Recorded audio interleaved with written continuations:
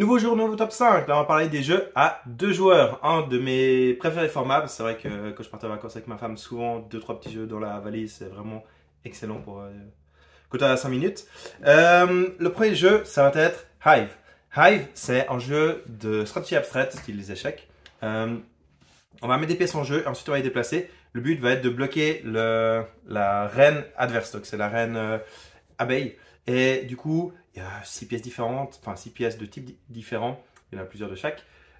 Qui se déplacent de façon différente. Il y en a une qui va sauter jusqu'à qu'il y ait un trou. La reine il se déplace de 3. Le cafard, c'est pas le cafard, mais il peut monter sur une pièce. Bref, ils se déplacent tous un peu différemment. Et le but va être de bloquer la reine adverse. Voilà. Que dire? Ouais, excellent jeu, portable. Le pocket est vraiment bien avec un petit sac pour emporter des pièces. Voilà. Le suivant, Shot and Totem. Donc, Shot and Totem, c'est un jeu de gestion de main. On va se battre pour 9 lieux. On gagne la partie si on a 3 côte à côte ou 5 en tout sur les 9. Et à notre tour, c'est simple, c'est jouer une carte, piocher une carte. Et on fait des combinaisons de poker. Donc, dès qu'on a joué 3 cartes, on regarde si on a un brelan, une suite, une couleur. Et du coup, on regarde par rapport à l'adversaire. Si il a aussi 3 et qu'on a fait mieux, on gagne le lieu. Si on arrive à prouver aussi qu'il n'arrive pas à faire mieux, on gagne le lieu. Parce que s'il voit que j'ai 2 lieux côte à côte, il pourrait ne pas mettre de cartes les deux d'à côté.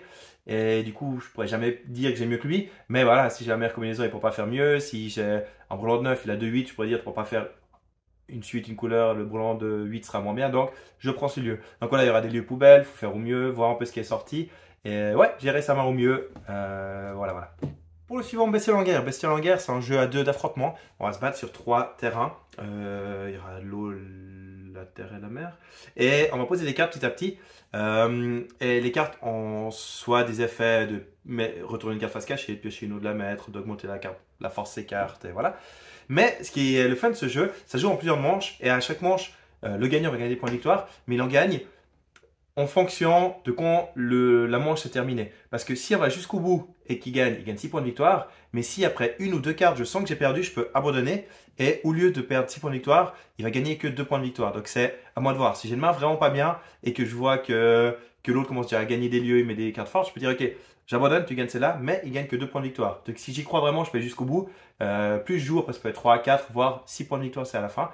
Et donc voilà, si je suis sûr de gagner, je vais aller jusqu'au bout, mais l'autre aussi du coup sera à voir qui a le plus. Et le premier à 12 points de victoire remporte la partie. Le suivant, Mr. Jack Pocket. Mr. Jack Pocket, c'est un jeu qui est très connu. Je pense que la plupart qui regardent ça en ont au moins entendu parler. Moi, c'est un de mes jeux préférés à deux joueurs. C'est un jeu de... C'est pas de la stratégie abstraite, mais il y a ce feeling là où je vais faire ça, donc il fait ça, donc j'anticipe, et puis voilà. C'est asymétrique. Un va essayer de se cacher. L'autre va essayer de trouver qui est le coupable. Il y aura une grille de 3x3, des personnages qui tournent autour. Et à la fin du tour, le méchant va dire on me voit pas. Et les personnages autour du plateau vont voir en ligne droite jusqu'à qu'il y ait un mur. Puis du coup, s'il dit on me voit, je sais que c'est un des personnages qui est visible, toutes les autres, je peux tourner face cachée. Donc je sais que ce sera pas un de ceux-là est coupable. Et je vais éliminer petit à petit, en essayant d'avoir plus que le dernier et que je gagne.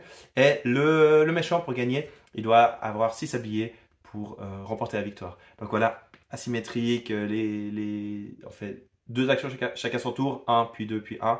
Et ça va être d'échanger les cartes, de les retourner, de tourner autour, voilà.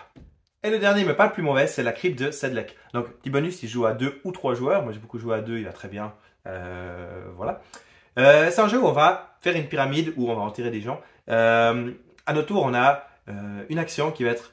On a 3 ou 4 actions. Ça va être de soit principalement révéler des personnages et en prendre un dans sa main, ou de jouer de sa main, ou prendre un qui est déjà révélé.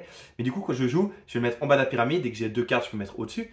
Et voilà le jeu. Par contre, chaque personnage a des envies différentes. Le paysan, il rapporte 1 point dans tous les cas. Par contre, les nobles, ils vont être au-dessus des paysans et au-dessus des autres nobles. Donc, on va coter pour chaque personnage de ces types en dessous, ils auront des points. Les amoureux veulent être à côté, le criminel veut être à côté d'un prêtre, et ainsi de suite. Ils marquent des points de façon différente. Très simple, un peu de pousser sa chance, ou je vais peut-être prendre la bonne carte, mais non, ça m'ennuie. Il y en a que 2 cartes en main, donc ça va être très limité. Je dis, celle-là elle est bien, celle-là elle est bien aussi. Puis après, c'est une autre qui sort, je suis obligé de jouer d'abord, et du coup, ça va être en tour dans le vide, enfin, ou l'adversaire peut me la prendre, donc voilà. Très bon jeu aussi, qui conclut ce top 5, tous des très bons jeux selon moi, des jeux à 2, et voilà, j'espère que ça vous aura plu, et je vous dis à demain pour les jeux à, je lis, de 3 à 5 joueurs. À bientôt!